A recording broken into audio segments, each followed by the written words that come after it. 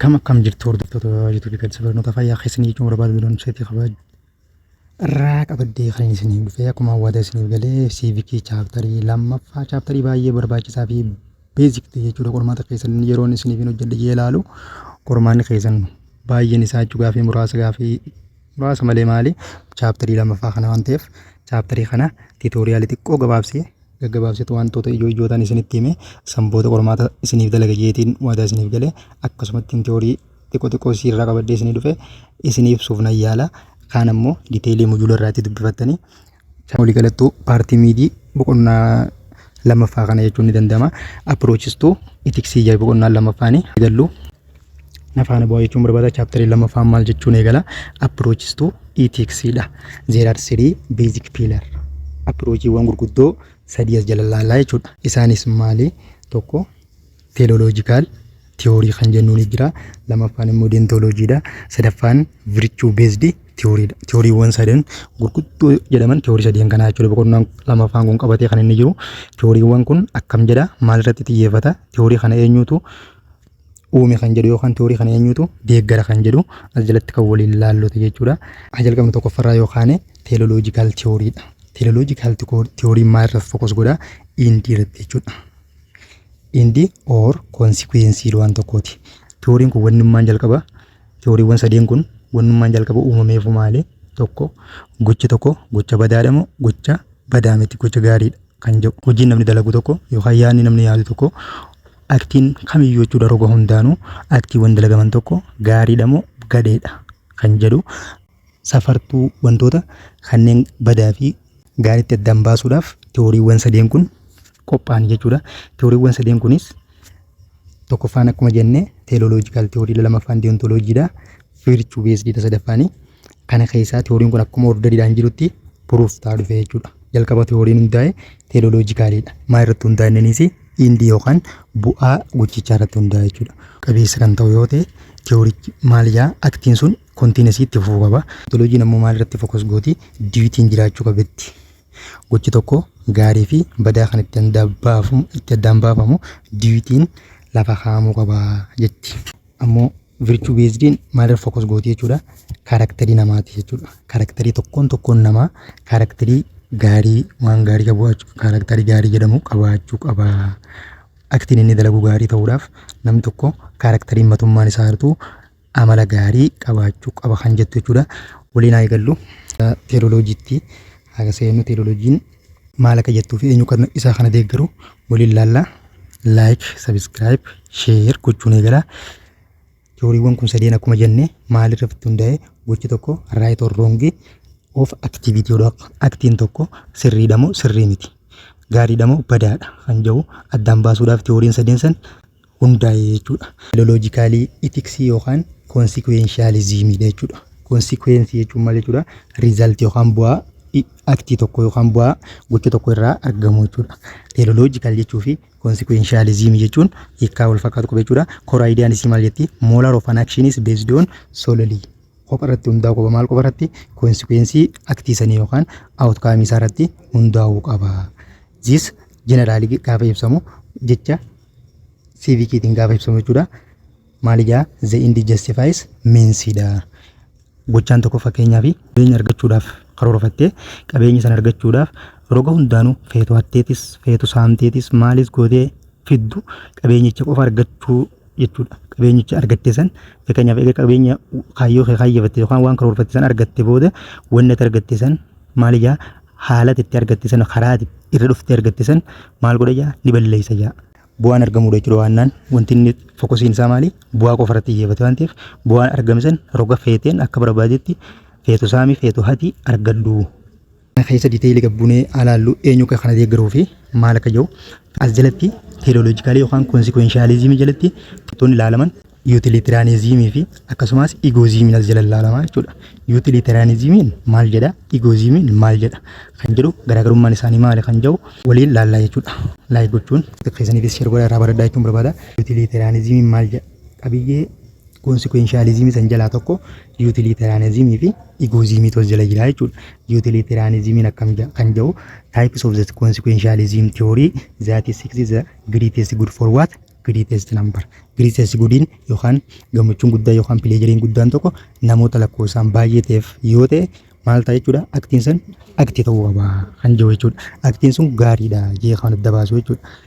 Gochi tokko gaariidha jechuun kanatti itti baafnu yoo namoota baay'ee gammachiise jechuudha. Kana jechuun kana kan deeggaru tokko hayyoota lamaatu deeggaraa. Kana keessaa tokko maali? Jeeremii Bentham jechuudha. Inni Jeeremii Bentham as keessatti dursee yuutilitariyaanizimii lamaatu jira jechuudha. Karaa lamaan ilaalamaa jechuudha. Yuutilitariyaanizimiin kun karaa gurguddoo lamaan ilaalama. Isaanis aktii yuutilitariyaanizimii fi maal jechuudha? Ruul yuutilitariyaanizimii jedhamee jira jechuudha. Aktiin eenyuun deeggarama? Ruuliin eenyuun deeggarama kan jedhu aktiin eenyuun deeggarama jechuudha? Bentham jechuudha. Jeeremii Bentham maal deeggara? Aktii yuutilitariyaanizimii deeggara. Aktiin maal jaa? Garaagarummaan aktii yuutilitariyaanizimii fi ruul yuutilitariyaanizimii maali kan jedhu waliin ilaalla. Fokusiin isaa maali kana jechuudha? Quantity jechuudha. Quantity pleasureeti jechuudha. Jechoota hanga kanaatu adda baasaa jechuudha. Bakka kanatti ruul yuutilitariyaanizimii maal jechuudha?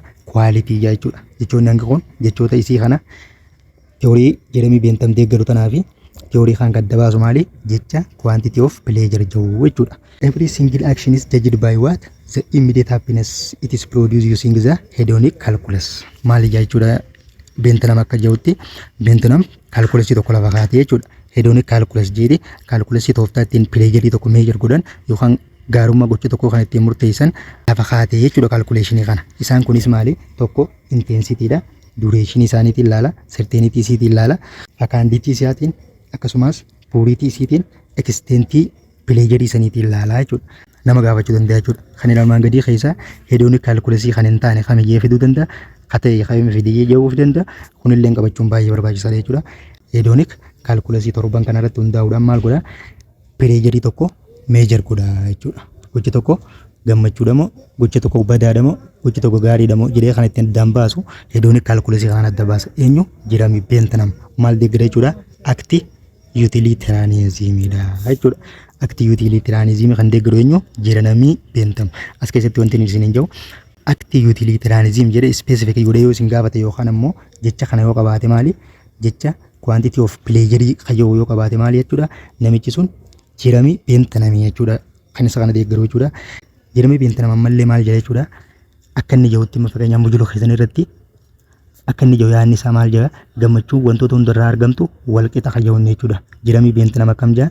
Gammachuun yoo feete fakkeenyaaf seeksirraa isaa ta'uu, haddeetii isaa ta'uu, maalii isaa ta'uu, hojjetteetii isaa ta'uu, bakka wanni riizaaltiin ati argachuu tokko kan si gammachiisu yoo ta'e gammachuun san hundinuu walqixa yaa. Gammachuun wanta hundarraa argamu yookaan soorsii kamirraa argamu iyyuu walqixayyee nama qoodee jechuudha. Inni kun jechoota ijoodhaan as keessa jiru tokko quantity of pleasurii ta'a akka Jeeremii Benthamiif jechuudha. Ammallee gammachuun iddoo hundaa argamu walqixaa yaa. Gizee maalii meejir godhu jechuudha? Hedonic calculus kanaan meejir godhee gammachuun fakkeenyaaf seeksii hojjettee argatte tokko sanis meejir ta'a jechuudha. Gammachuun ati waan biraarraa argatte tokkos meejir ta'a jechuudha. Gammachuuleen kun lameen hedonic calculus wal fakkaataa kan qabu yoo ta'e gammachuun kun lamaan walqixaa jee nama qoodu jechuudha. Karaa biraatiin ammoo gammachuun fakkeenyaaf kitaaba wayii tokko barreessite yookaan wantoota ogummaa gurguddoo barbaadan tokko hojjettee fi gammachuun seeksii irraa argattu akkasuma waa nyaatteetis argattu yookaan rafteetis argattu maali jaa walqixa yaa gammachuun sun maal guutuu qofaa isa barbaachisa? Hedonic calculus kanaan qofa meejir ta'e walqixa ta'uu isa barbaachisa malee gammachuun soorsii hundarraa argamu walqixa nama jee jechuudha. Jechoonni gammachuun walqixa jedhuu fi quantity of pleasurii irratti fokus godha kan jedhu jechoota Benthamiif ijoodha jechuudha. Kan biraan immoo namni yuutilitariyaanizimii deeggaru tokko jechuudha Stuart Mill jechuudha. John Stuart Millis maal deeggara? Yuutilitariyaanizimii deeggara. Garuu haalli isaan itti express godhan maali? Garaagarummaa qaba jechuudha. Maali kunis ruul yuutilitariyaanizimiidha. Maaltu jiraachuu qaba jechuu deema? Jeneraal ruuliin jiraachuu qaba. Wanti tokko gaariidha yookaan wanti tokko badaadha jechuudhaaf ruuliin waliigalaa tokko yookaan jeneraal ruuliin tokko jiraachuu qaba jechuu deema jechuudha. Inni fokusiin isaa maali? Akkuma reeffamtuna jenne kan quantity jee inni kun ammoo maal jee quality gammachuun argattu tokko gammachuu qofa argachuu qofa osoo hin taane gammachuuchi ati argatte san maal qabaachuu qaba jaa quality yookaan qulqullummaa qabaachuu qaba nama jee jechuudha. Innis argued that intellectual pleasures are superior physical ones dha. Asitti wanti inni ibsuu barbaade maali? Intellectual pleasurein gammachuun mindidha yookaan keessoo sammuutti ati gammadduu fi physically gammaddu maali jaa garaagarummaa qaba. Gaafa Bentham ibsinu maali jaa gammachuu wantoota hundarraa argattu wal qixa jee inni kun ammoo gammachuun maali jaa digriidhaan kaama wal caalaa gammachuulee wal caalchisee nama kaayee jechuudha. Maal jee gammachuun intellectual yookaan maandilii argattu gammachuu kaanii wajjin gisee wal bira qabnee ilaallu maali jaa intellectualiin kun moor ni caalaa jechuu deema. Kanaaf gammachuu wal qixaa miti jechuudha karaa biraatiin gammachuu wantoota hundarraa argamu wal qixaa miti wal caalaa kan jee jechuudha. Following the general rules that usually lead to the best outcome. Best outcome yookaan pleasure good ta'e tokko bira gahuudhaaf yookaan wanta gaarii tokko hojjechuudhaaf maaltu jiraachuu qaba jaa general rulein tokko lafa kaayamee taa'uu qaba jechuudha. As jalatti ammallee digriidhaan kaayee jechuudha. Gammachuu kana bakka lama qoodee kaayee jechuudha. Ilaalla waliin ilaalla. As keessatti isa kana jecha gabaabaadhaan ibsinee haa dabarru. Inni kunis maal jechuudha? Utilitarianismidha. Utilitarianismidha karaan inni ittiin ibse fakkeenyaaf John Stuart Mill fi kan jalatti akkatti ibsame irratti utilitarianismiin akkam jaa gammachuu namoota baay'eef. Fakkeenyaaf John Stuart Mill wantoota meejeri isaan ittiin godhaniitu wal adda malee maali gammachuu namoota baay'ee gammachiisu jechuudha. Kana jechuun akkuma walii galattu ethical egoismiinis consequentialistii jala jirti jechuudha. Akkam jechuudha wanti hojjetu tokko dhuunfaa kee nama hojjetu sun yoo si gammachiifte malee yookaan siif bu'aa yoo qabaatte malee hin hojjetin jaa. Warra kun jechuudha. Ethical egoismiin akkasii jechuudha isin jettu. Consequentialistiidha isiiniilisi. Consequentialistiidha. Yaanni si adda godhu maali? Namoota baay'eef tajattu san dhorkuudhaaf jechi maal jiru? Wanta itti hojjettu yoo dhuunfaa keessi hojjetu waan si gammachiisa qofa hojjedhu jetti jechuudha isin kuni waan adda tataatiin qabdu jechuudha. Self interestidha. If qofa beekti jechuudha. Maali? Ifittummaadha jechuudha kuni. Kan biraa immoo John Stuart Mill akkuma jenne gammachuu maal gonne ni qoodee jechuudha. Gammachuun maali jee intellectualiitu duraanuu maal jee gammachuu fiizikaalii caalaa jechaa gaafa jiru san gammachuu bakka lamatti qoodee ilaalee jechuudha. Isaanis higher pleasure warra jamanii fi lower pleasure warra jamanii jechuudha. Gammachuu meentaalii gammachuun ati meentaalitti argattu maali jaa gammachuu higher pleasure jamtu yookaan gammachuu guddaadha yookaan olaanaadha jee lama kaayee jechuudha. This are pleasure associated with the human mind, intellectual and moral feeling. Mill argued that Mill maalii walii galee Mill argued that these are superior and more valuable. Gati qabeessa kan ta'ee fi kan caaluudha jaa. Eenyu caalaa physical pleasure kan caaluudha jechuudha nama kaayee jechuudha.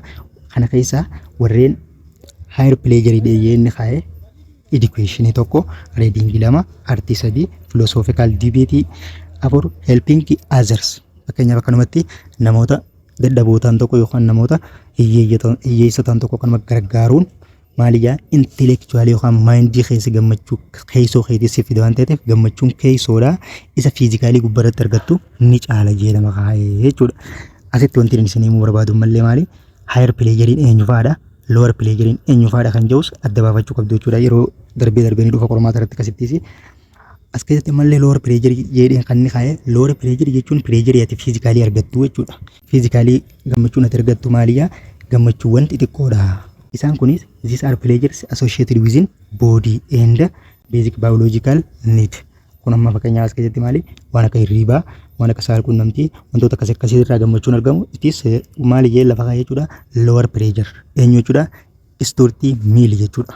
Stuart Mill xiqqoo gara modernitti as adeemee Mill maal jee gatii xiqqaa kan qabudha. Eenyu caalaa intellectually caalaa gatii xiqqaa kan qabudha. Kun kan baay'ee gammachuu guddaa miti jee fakkeenyonni yookaan gammachuuwwan lower inni jee lafa kaayee maali tokko gammachuuwwan fakkeenyaaf beelootii yeroo waa nyaattu gara gammachuu argachuu dandeessa. Gammachuuleen sun lower pleasure drinking gaafa fakkeenyaaf akka malee dheebottee bishaan argattee dhugidu gammachuu xiqqoo tokko argachuu dandeessa. Kun lower pleasure jee nama kaayee fakkeenyaaf gaafa akka malee muudee raftee egaa kaatee booda gammachuu argachuu dandeessa. Sun lower pleasure jedhama jechuudha nama lafa kaayee jechuudha. Gammachuuwwan maaliin kaayee jechuudha inni digriidhaan adda baasee kaayee jechuudha. Gammachuuwwan soorsii garaagaraa irraa argaman wal caaluu danda'ee nama lafa kaayee jechuudha. Stuart Mill haala kanaan digrii kanaan kaayee asittis wanti inni isin jedhuu barbaadu warreen lower pleasure tan yookaan lower pleasure jedhamuudhaan warri Mill kaayee jechuudha.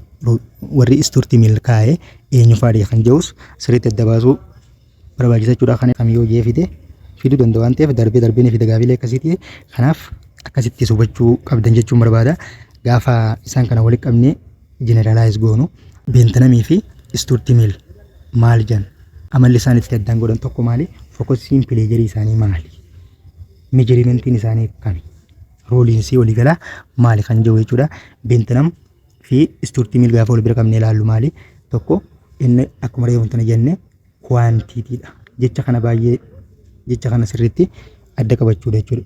quantity pleasure higher pleasure for higher number of people yoo ta'e aktiin sun maalidha guudiidha yookaan aktiin san kan nama gammachiisu kan gaariidha jedheen nama lafa kaa'u jechuudha. Meejirmentiin inni itti meejir godhu akkuma maree hundanii jenne hedoonis kaalkuleesiidha. Wanti isin hin jiru mallee hedoonis kaalkuleesiin sanis beekuu qabdanii jechuudha. Hedoonis kaalkuleesii saniin meejir godhee gammachuuwwan soorsii garaagaraa irraa argaman hedoonikii saniin equivalent yoo ta'u yookaan digrii inni ittiin safaru sanii wal qixa taanaan bakka gammachuun san wal qixa yeellaalaa jechuudha. Garuu immoo istiifti miil bakka tanan maal godhee gammachuu digriidhaan kaa'e jechuudha. Intelekchuwaaliin maal caalaa fiizikaalii caalaa jechuudha nama lafa kaa'e jechuudha. Hummaa irratti hundaadha kwaalitii irratti hundaa. Gammachuun ati argattu gammachuu kwaalitii qabu. Gammachuu karaa sirrii deemtee argattee gammadduutu gammachuu ta'a malee kaan immoo maaliyaa baadiidha yookaan wanta gaarii hin taane yookaan roongiidha jechuudhaan adda kan baase jechuudha. Roolii waliigalaa maali jechuudha. Kun maaliyaa rule of thumb. Ruulis yoo seerri fakkeenyaaf seera jechuun hedoonik fakkeenyaaf bakka tanan maali istoortii miil faalleessuudhaan maal jee ruuliin waan qubaan filamu fakkeenyaaf akkama sagalee caalmaadhaan jettee waan filtu sagalee caalmaadhaan jettee yerootii waa filtu ruuliin kun waan akkasitti harkaan filamu waan ta'eef maal ta'a pireejeriiwwan baay'eedhaaf ni caphaa jeetti kanaaf maal filate jechuudha. Pireejerii digrii hedoonikiitiin safaruu qabna jechuudha nama mormee jechuudha. Garuu immoo miila akkam jaa jeneraal ruuliin jiraachuu qaba. Don't lie kijibuu hin qabnu soobuu hin qabnu jalqabuma akkaataa itti hojjennu seerri waliigalaa lafa kaa'amuu qaba yookaan seerri mooraaliitiis haa ta'u seerrumaan fedhe tokko lafa kaa'amuu qaba. Seerri mooraalii jiraachuu qaba jechuudha. Jeneraal ruuliin akkasii jiraachuu qaba nama jechuudha. Galatoomaa jechuun barbaada. Yeroo daqiiqaa muraasa booda paartii lammaffaa tiin boqonnaa kana guutuu isaa isiniif hin fixa nagatti jechuun barbaada. Nagaan naa jiraadha. Thank you. Like godha, subscribe godha, viidiyoo kana like godhuun anaaf hamilee dabaltee akkaan saffisaan waan isin barbaadan isin hojjetu na godha waan ta'eef jajjabaadhaa jechuun barbaada. Thank you. Nagaan naa jiraadha.